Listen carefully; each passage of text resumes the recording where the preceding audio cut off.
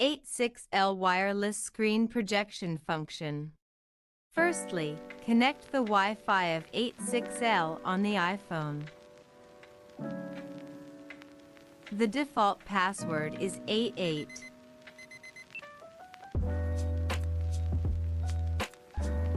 Then open LED Art. Device information. More settings. Projection setting.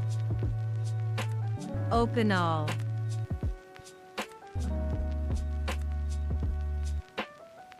Turn on the screen projection function on the iPhone. Connect to a 6L.